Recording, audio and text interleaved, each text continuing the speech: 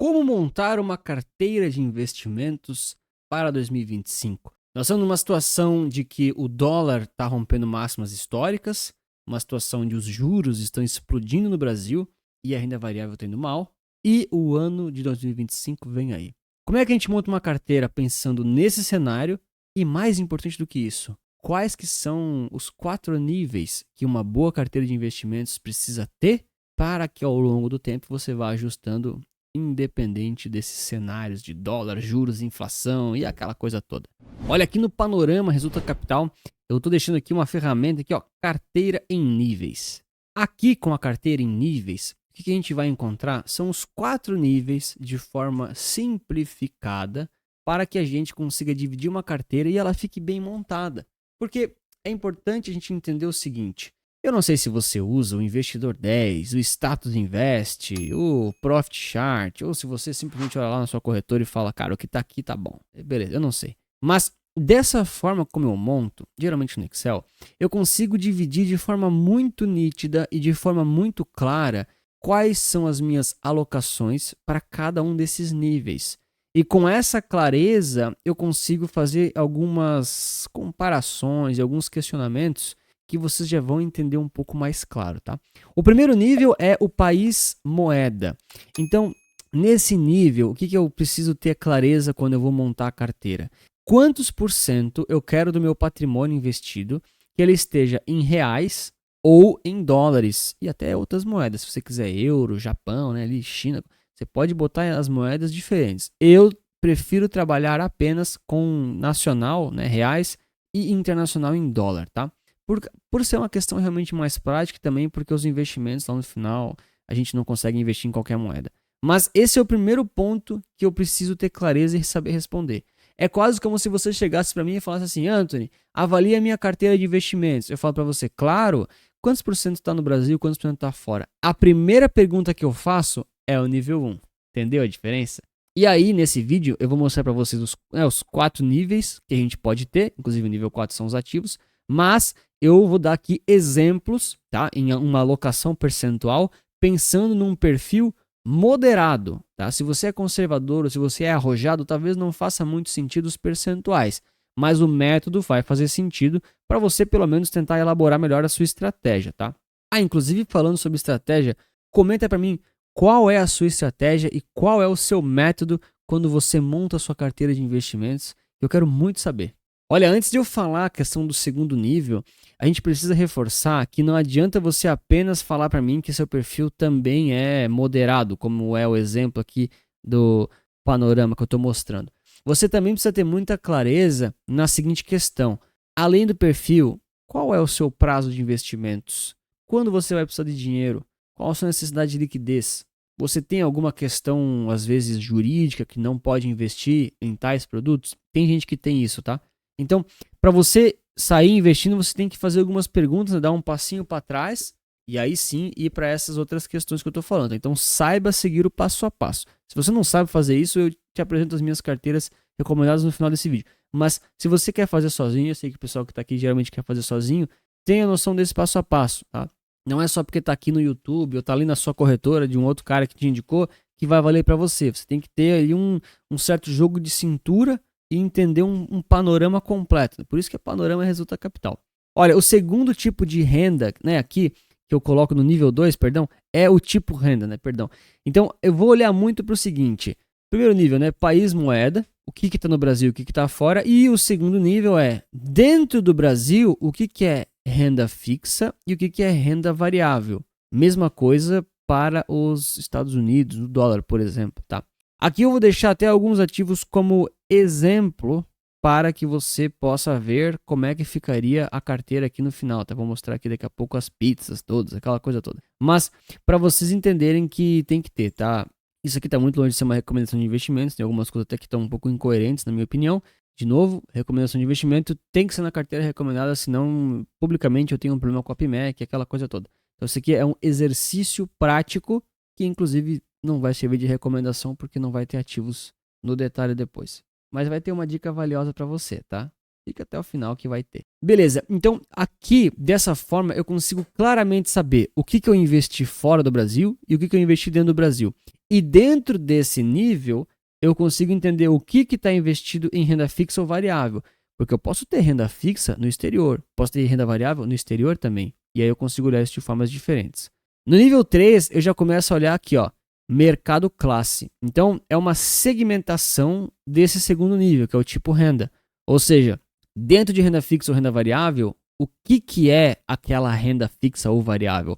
É pré-fixado, é IPCA+, é pós-fixado, é ações, é stocks ou REITs? Eu boto em inglês para justamente a gente saber diferenciar, tá? Porque no gráfico, senão ele agrega tudo. Então, eu consigo aqui diferenciar de forma diferente, né? E ter bastante noção disso. E por fim, aqui no nível 4, cara, nada mais vão ser do que os ativos, tá?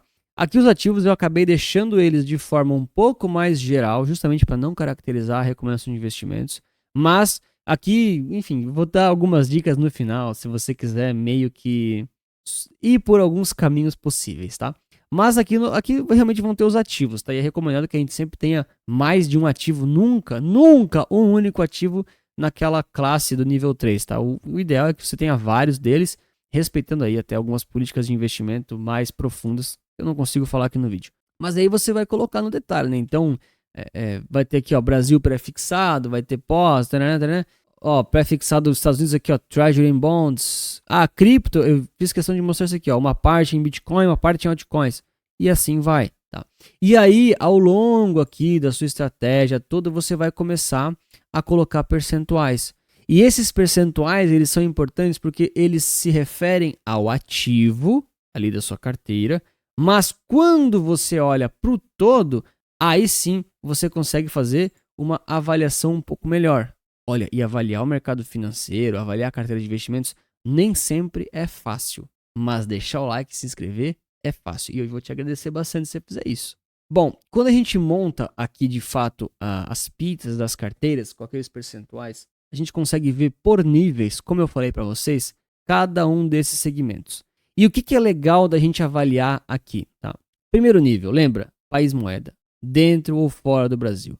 Então aqui, para um cara que é moderado, olhando ali para o ano que vem, eu vejo que está fazendo um pouco mais de sentido você focar no Brasil do que fora. Por que eu estou falando isso? Aqui entra aquele famoso conceito do relativo.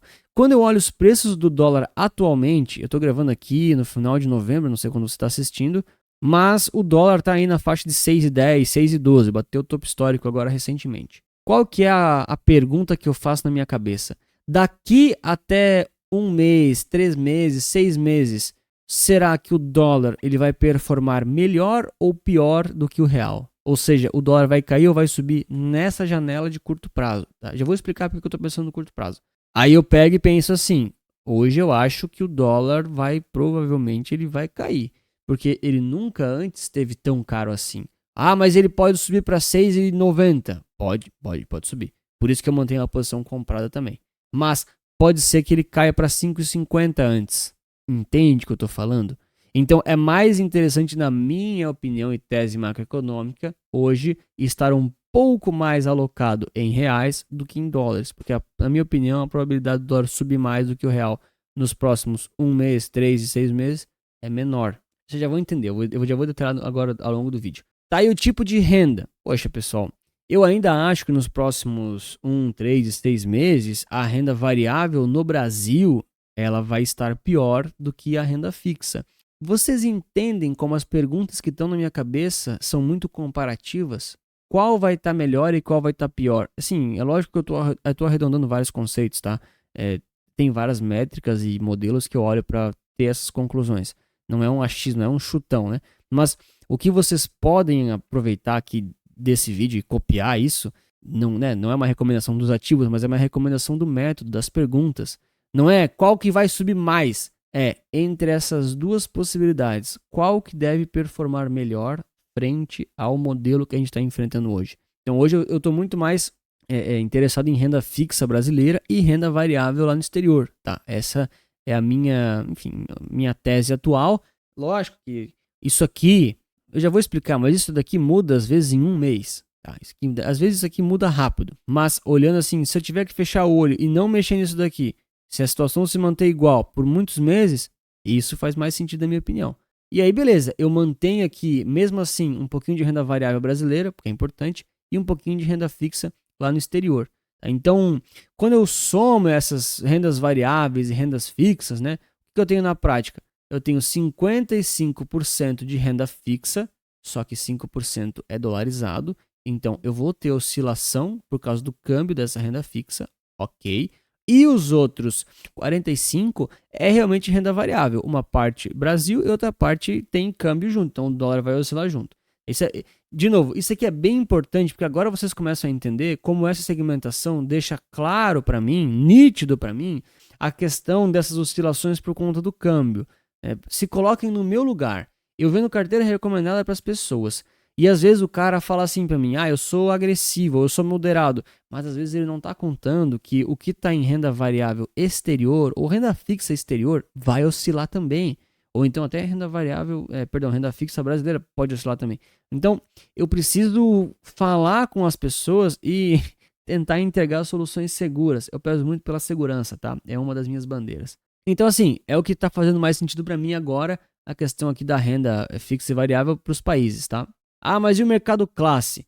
Poxa, mercado classe é a segmentação dentro daquele nosso segundo nível, né, que era a renda fixa ou variável. Então, o que a gente percebe? Vocês notam que eu coloco sempre BR ou USD na frente, né? Porque daí eu consigo meio que ordenar e ele se segmenta já separado direto no Excel. Isso é muito importante fazer, porque senão vira um saladão. Ações. Sim, mas ações da onde? Eu tenho ações Brasil, eu tenho ações Estados Unidos, ações euro e ações China. Assim, eu entendo que tudo são ações, é verdade, tudo é ações. Mas assim, é um saladão? Não, então eu vou colocar internacional. Mas assim, internacional pode ser renda fixa, pode ser renda variável, pode ser um monte de coisa também. Então, assim para mim fica muito claro e muito nítido, tá? Inclusive comenta para mim se você acha que isso faz sentido e tá nítido para você também, ou se você acha que o que eu faço aqui é confuso para ti, talvez para outras pessoas. Pode ser que sim, tá? Eu entendo. Bom, no pré-fixado brasileiro, eu vejo que o momento não é de ficar comprando muito. Né? Por quê? Nós estamos aí com os juros futuro no Brasil, a curva de juros do Brasil, ela segue subindo. Então é muito provável que a gente tenha aí a taxa Selic subindo mais e mais e mais, pelo menos na situação de hoje. Isso muda toda semana. Mas, quando a gente tem esses cenários, quando a gente fala de renda fixa, a gente precisa do quê? Estar em pós-fixado, tá? Estar mais em pós-fixado do que pré-fixado. O IPCA+. O IPCA+, o ideal é que você não esteja muito carregado, é verdade. Mas nas taxas que a gente tem hoje, já estão muito interessantes. Tá? Muito interessantes, pensando num horizonte de que eu faço uma gestão um pouco mais próxima disso aqui. O rebalanceamento é mensal, então para mim mudar de 15 para 10 ou de 15 para 25 é só eu mudar. É lógico que tem uma série de questões que eu avalio, mas isso aqui não é para ficar posicionado por 10 anos, tá? Deixando bem claro aqui. Mesma coisa o pós-fixado aqui. O que vai acontecer de fato é que em algum momento o mercado pode exagerar de vez e esse pós-fixado aqui ele pode virar 10%. E esses outros 20% eu rebalanceio para outros lugares. Isso é bem importante, tá? Em termos de ações e FIIs aqui, eu vejo que faz mais sentido ações, é um pouco mais pessoal também, tá? FIIs eu até... Assim, eu não vou dizer que é uma classe ruim, tá? Mas é uma classe que exige um pouquinho mais de timing, de detalhes, não é tão simples. E lá nos Estados Unidos, né, tem que cuidar porque a renda fixa deles é em pré-fixado, tá? Então aqui é realmente no máximo dos máximos 5%. É mais para manter a alocação travada, tá? Mas assim, se você não tem, eu não vejo problemas, tá? Não tenho nada de renda fixa nos Estados Unidos. Não tem problema. Eu acho que também faz sentido. E aí, em termos de renda variável dos Estados Unidos, eu vejo que Estados Unidos eu digo dolarizado, tá? Não quer dizer que está nos Estados Unidos, desculpa. Quer dizer que a maior parte eu vejo que faz sentido ter aqui realmente em estoques, né, ações americanas, REITs e aí em cripto, uma alocação aqui de 15%, vamos dizer assim. Né? Por quê? Porque quando eu comparo, né, REITs, stocks ou cripto, eu ainda acho que cripto nos próximos 3 meses ou um ano até, vai subir mais do que esses outros carinhas aqui. Então eu preciso dar um pouquinho mais de foco nessa classe específica. Né? Mas por que tu acha isso? Cara, tem muitos fatores por que eu acho isso. Não dá para falar aqui num vídeo em 30 segundos e resumir para vocês. Mas é uma das formas como eu avalio o mercado. E você tem que se fazer essa pergunta.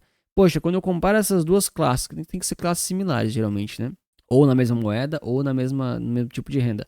qual que você acha que vai performar melhor. Aí você vai considerar dados de inflação, dados de taxa de juros, dados implícitos, dados históricos, dados estatísticos. Você vai fazer todo o seu estudo. E aí você vai tirar uma conclusão. Ah, mas eu não sei fazer esse estudo, é muito difícil, eu quero comprar um curso. Cara, você pode fazer o que você quiser da sua vida, mas comprar um curso dá muito trabalho. E você vai lidar com um monte de conceitos que eu não sei, sinceramente, se você quer saber isso de verdade, vai ficar acompanhando pelo resto da sua vida. Para resolver isso, que eu faço as carteiras recomendadas. Tá aqui no QR Code, no link da bio. Daí sim, eu coloco lá exatamente quantos por cento cada ativo, o horizonte de expectativas para aquele investimento, para aquela classe. E aí eu consigo ir fazendo essa gestão junto com os clientes para que as alocações sejam simplificadas, diversificadas e, claro, de baixíssimo custo. Isso é muito importante. E aí, com o passar do tempo, a gente vai rebalanceando, fazendo aquele giro, né, realmente aquela compensação saudável de vender o que está no lucro e aportar aqueles lucros naquelas posições que estão no prejuízo ou não subiram tanto. Na maioria das vezes não sobe tanto. Assim a gente vai fazendo o rebalanceamento mesmo das carteiras, que é uma coisa muito importante, o pessoal às vezes não faz. Ah, mas e os ativos? Quais são? Pessoal, os ativos são o nível 4. Tá? Então, esse nível 4 de fato são os ativos em que a gente pode segmentar, por exemplo, em altcoins e Bitcoin. Aqui em REITs a gente poderia segmentar com vários setores diferentes. Em FIIs a gente poderia realmente colocar os ativos, as ações, os ativos específicos e assim vai. O ponto todo não posso colocar legalmente aqui ativos, fica muito deselegante, não é profissional fazer isso, tá? Mas o que eu posso falar para vocês se você não quer fazer stock picking e quer comprar, por exemplo, um ETF que compra essa classe inteira de ativos, pode fazer sentido.